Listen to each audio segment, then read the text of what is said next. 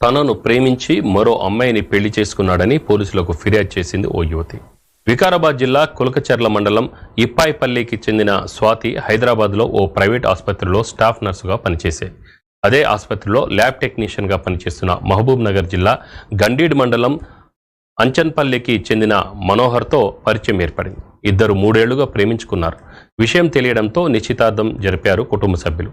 ఇద్దరు కలిసి కొంతకాలం ఒకే గదిలో ఉంటూ ఉద్యోగాలకు వెళ్లేవారు. స్వాతికి పెళ్లి చేయాలని ఏర్పాట్ల కోసం సిద్ధమవుతుండగా మనోహర్ అందుబాటులో లేకుండా పోయాడు. కుటుంబ సభ్యులు ఆరా తీయగా మనోహర్ మరో యువతిని వరించాడని తెలిసింది. దీంతో స్వాతి తనకు న్యాయం చేయాలని పోలీసులను ఆశ్రయించింది.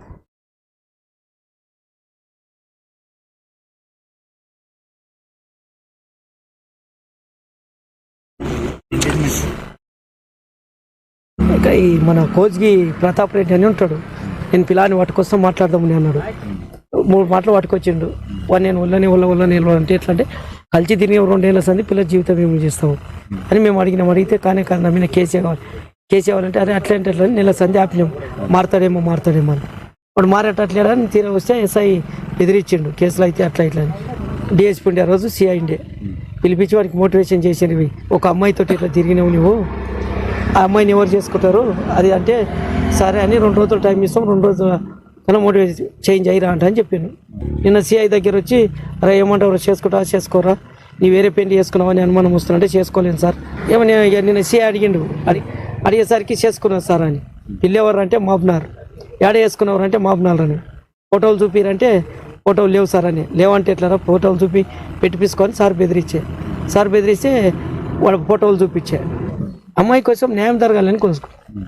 మనోహర్ పేరు సార్. నన్ను లవ్ చేసి 2 years నుంచి లవ్ చేసిన తర్వాత ఇంట్లో చెప్పి ఎంగేజ్మెంట్ చేసుకున్నారు సార్. పెద్దల సమక్షంలో చేసుకొని 1 year ఇద్దరం కలిసి ఉన్నాము. పెళ్లి గురించి అడిగేసరికి నేను చేసుకోను అది ఇది అని చెప్పి ఫోన్ స్విచ్ ఆఫ్ చేసింది సార్.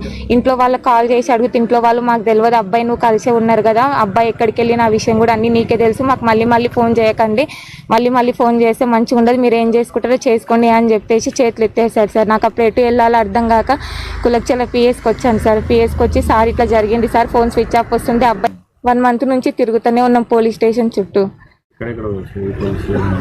కులకచర్ల ఎస్ఐ సార్ దగ్గరికి కూడా వచ్చాం సార్. ఇక్కడ నుంచి సిఐ సార్ దగ్గరికి కూడా వెళ్ళాం సార్.